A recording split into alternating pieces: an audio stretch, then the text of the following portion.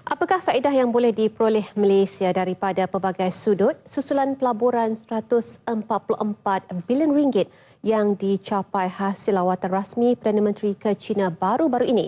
Itu antara pertanyaan yang dikemukakan dalam sesi waktu pertanyaan Menteri MQT hari ini. Untuk mendapat perhatian, insiden kemalangan maut melibatkan cerucuk besi di kawasan tapak pembinaan di Kelang yang mengorbankan 2 nyawa. Apa penjelasan yang diberi kerajaan dalam persidangan Dewan Rakyat? Kita ke Parlimen untuk laporan daripada Mohan Chinnasamy. Silakan Mohan. Baik Miza, antara waktu pertanyaan menteri yang menarik perhatian ahli parlimen pada hari ini ialah persoalan yang telah dibangkitkan oleh ahli parlimen Langkawi Datuk Haji Nawawi Ahmad berhubung dengan faedah yang diperolehi oleh Malaysia selepas lebih 14 jenis perjanjian telah pun dimeterai yang bernilai RM144 bilion. Dan ketika ini saya bersama dengan menteri yang menjawab persoalan tersebut, iaitu Menteri Perdagangan Antarabangsa dan Industri Datuk Seri Mustafa Mohamed. Terima kasih Datuk Seri kerana bersama kami pada ini. Mungkin Datuk Seri boleh komen sikit berhubung dengan faedah yang diperolehi Malaysia selepas meterai perjanjian dengan China pada minggu lalu. Sebagai latar belakang 14 MOU, Memorandum Persefahaman yang melibatkan kita panggil B2B atau perniagaan dengan perniagaan telah ditandatangan semasa Yang Berhormat melawat negara China baru-baru ini. Dan 14 ini boleh kita golongkan kepada 3 kategori. Yang pertamanya pelaburan, sebuah syarikat China telah tandatangan untuk menyatakan hasrat melabur dalam sebuah kilang besi di Sarawak, melibatkan 2 bilion dolar Amerika ataupun 8 bilion ringgit Malaysia. Itu pelaburan. Begitu juga pelaburan di Melaka Gateway Project, kira-kira hampir 8 bilion dolar Amerika. Itu pelaburan masyarakat China di Melaka. Yang kedua ialah MOU berbentuk kerjasama, tidak ada nilai lah. Kerjasama antara Madrid dengan Alibaba. Yang ketiga ialah kategori soft loan ataupun pinjaman mudah. Inilah projek yang menjadi sedikit kontroversi ataupun banyak persoalan dibangkitkan, iaitu East Coast Railway Project, 688 km daripada Pelabuhan Kelang ke Tumpat. Jadi kalau kita bercakap tentang ISR ataupun projek kereta api daripada Port Kelang ke Tumpat ini, faedahnya banyak. Jadi dengan pembinaan landasan ini, maka akan membuka kawasan Pantai Timur yang memang cukup kurang infrastruktur. Jadi dengan adanya landasan kereta api ini, kita harap Pantai Timur akan menjadi lebih menarik bagi pelabur. Selain itu, kos pengangkutan, ya.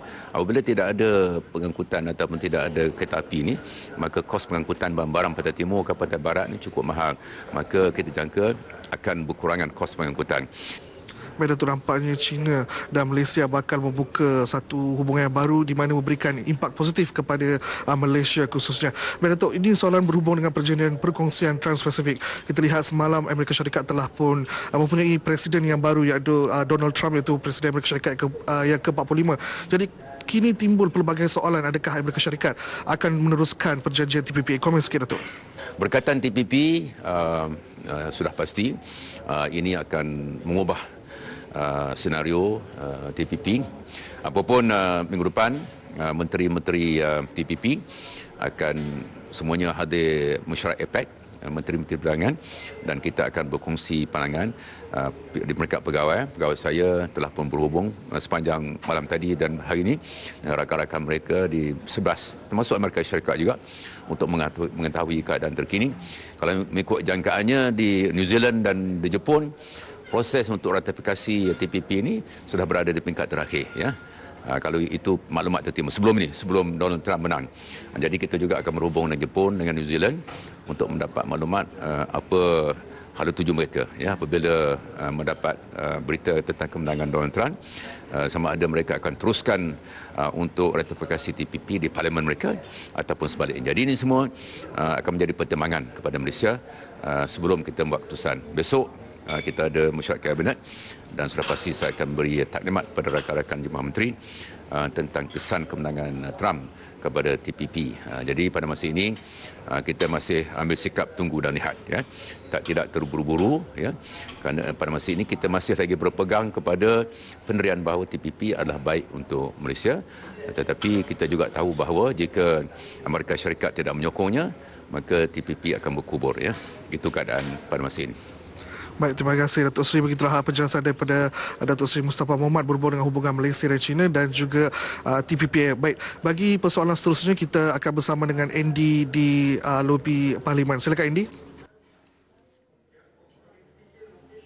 Ya, baik Mohan. Susulan insiden sepasang suami isteri maut dalam kejadian dihempap cucuk besi di Bandar Bukit Raja, Kelang pada 4 November lalu, satu lagi soalan dalam waktu pertanyaan Menteri MQT diajukan oleh Yang Berhormat Petaling Jaya Selatan Tuan Hee Loy Sian kepada Menteri Kerja Raya Datuk Seri Fadilah Yusof berkaitan dengan insiden tersebut. Jadi bersama dengan saya sendiri adalah menterinya Datuk Seri Fadilah Yusof. Terima kasih kerana bersama kami.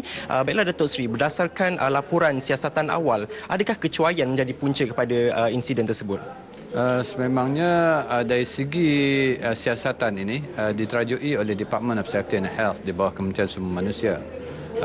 Apa punca kemalangan memang kita tunggulah laporan daripada mereka.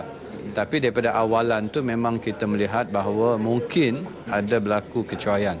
Kalau ada komitmen daripada industri players itu sendiri, insya-Allah kita akan dapat mengurangkan kejadian yang tidak diingini di tapak pembinaan. Itulah komitmen kita di peringkat kementerian. Baiklah, untuk insiden di Bukit Raja itu sendiri, setakat ini tindakan daripada pihak kementerian sendiri terhadap syarikat kontraktor ataupun pemandu itu sendiri bagaimana? Ianya bergantung pada hasil siasatan yang dilaksanakan oleh Department of Safety and Health. Bila mereka dah menyiasat, maka kalau didapati ada asas untuk membawa mereka ke mahkamah dan dibuktikan di mahkamah dan mereka disabitkan kesalahan, di peringkat CIDB pula kita boleh mengambil tindakan di bawah Akta 520, iaitu sama ada kalau didapati bersalah, syarikat ataupun mereka yang bersalah itu boleh dideda tidak melebihi RM500 dan juga boleh dipenjarakan sehingga tidak lebih daripada 2 tahun.